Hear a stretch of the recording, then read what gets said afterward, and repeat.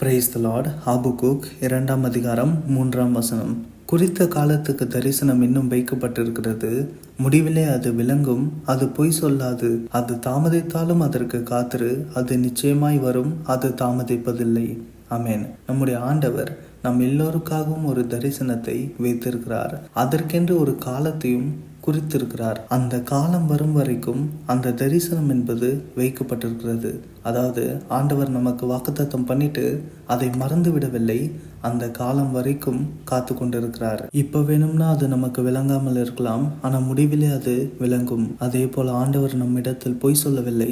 அவர் சொன்னதை நம்முடைய வாழ்வில் செய்து முடிப்பார். ஆகையால் அது தாமதித்தாலும் அதற்கென்று காத்திருப்போம். அது நிச்சயமாக வரும், அது தாமதிப்பதில்லை. அதாவது நம்முடைய பார்வையில் அது தாமதமாக இருக்கலாம், ஆனா ஆண்டவருடைய பார்வையில் அதுதான் குறித்த காலம். ஆகையால் ஆண்டவரே நம்புவோம். அவரே நமக்கென்று குறித்திருக்கிறதை நிறைவேற்றுவார். ஆமென்.